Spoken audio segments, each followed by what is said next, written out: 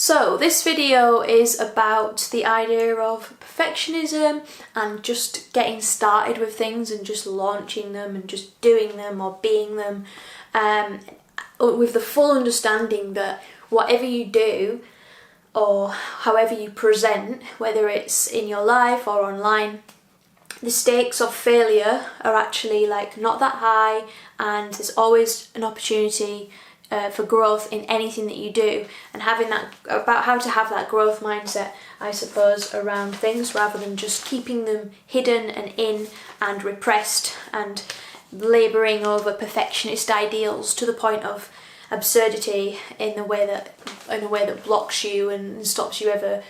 putting anything into the world.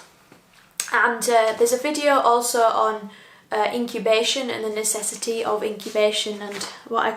what Tacita Dean called sluggardising. I'll pop that up there if you're interested, because sometimes incubating and being stagnant and being slow and not forcing ourselves to do is a super important piece and part of the creative process. And certainly when I was evolving Heart School, there was a good 9 months to a year actually before I actually started putting it out in the world. And that was, I suppose, it was brewing over summer, the ideas, the loose vague ideas, and then over autumn there was not that much action, and then in spring it all started to emerge and come together. But there was a lot of resistance, so I'm going to use Heart School as a bit of a case study right now. I had a huge sort of perfectionism block with a lot of aspects of Heart School, and in the end I just had to throw them all out and just get it out in the form that it was in, even though it wasn't perfect, and I still don't think it's perfect, and it's constantly going to be a process of evolving and reiterating. And this is the thing about there's also a video about failure and failing forward and ego versus task orientation that talks about some of these things, but specifically I want to talk about how with Heart School there were things like, the design or the logo or the fonts that kept me just freaked out and sort of really, really restricted in doing things. So I'd wanted to run events or share about the fact that I could offer creative coaching services, but there was all this resistance of, well, I need to have a decent logo, and I need to have the branding sorted in order to post, and I need to have a super, super, super clear website page with all of the information and all of the correct sort of bio and certifications demonstrated, and I need everything to look legit and really professional, and it needs to also be artistically symbolic, and it needs to be all of these things. And there was just this massive perfectionism, and I think that for a lot of people as well who've been in creative education, there are so many rules and things that you should and shouldn't do that you get really wrapped up in those. So from the design side of things, I think I was feeling really I don't really have that much design skill. How can I design a YouTube thumbnail or whatever? And in the end, it's I know enough to be able to use Canva and do something that's really gaudy. And in the end, settling on branding and design that was probably technically wrong and bad in a lot of ways, but was actually quite effective, very bright and vivid, very it's kind of coming from a place of being totally permissive and almost obnoxiously so, like a child's drawing. And really for me, Heart School, that's what it was all about, and particularly the first iteration, it's very raw, it's very important for that to come through in the design. And definitely I could consult with a graphic designer and so some kind of branding people around that. And I did have some support with branding from a person called Emma Shoesmith. I did Emma Shoesmith's brand alchemy process, and that really helped me decondition from a lot of the rules and resistances I had around this venture. But yeah, just starting is an issue that a lot of people have with any creative venture, so it's not just branding a kind of concept or a container like Heart School, it might be writing your poetry, or it might be doing some songwriting, or getting up to do an open mic for the first time, something like that. And really, people where procrastination is involved, there's usually a huge fear of failure, or the resistance comes from a sense that well, actually it's safer to not do the thing that scares me, and it's easy to do the familiar thing, which is to just kind of stay safe and not push oneself.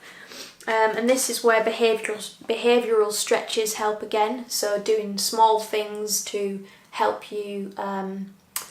just like get used to being visible or starting something. And a behavioural stretch, in the case of, say, writing some poetry or writing your first poetry book or getting your first book together, a behavioural stretch might just be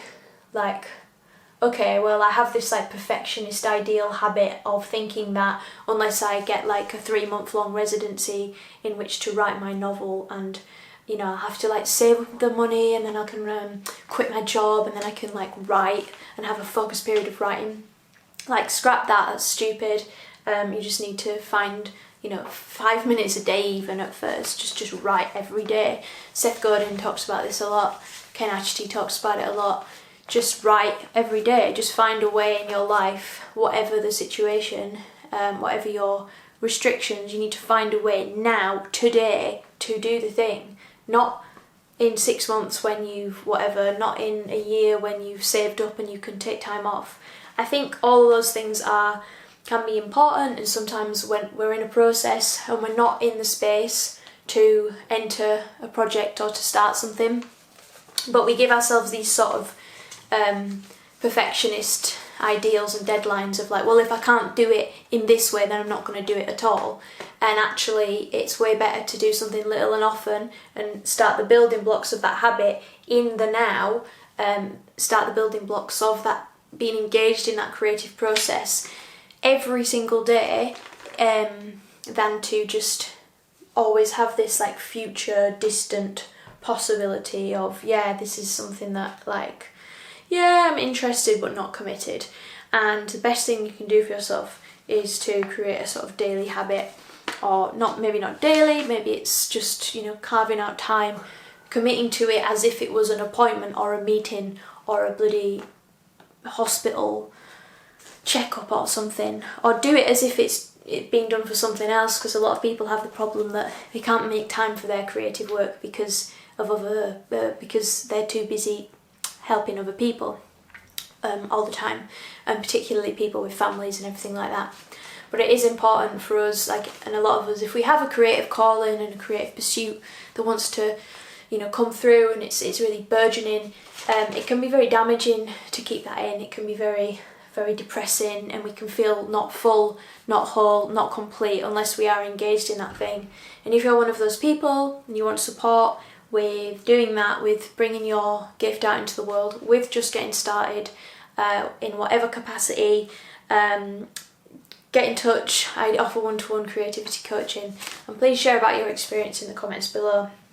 A last tip is, with things, just to start mid-sentence, and just to release things and publish things and share things, even if they're not ready, even if they're not done, even if they're not perfect. For me, I felt like I had to create this whole campaign and all this whole visual branding,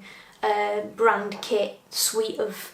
material to share and schedule, but actually I just needed enough to communicate that there was going to be this event happening at this time, create the stuff, post about it. And so much of what we think is the resistance, so we blame it on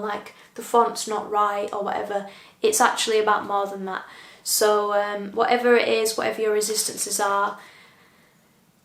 meet them with honesty and love, and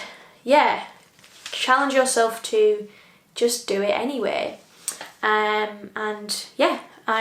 luck with that. I can't wait to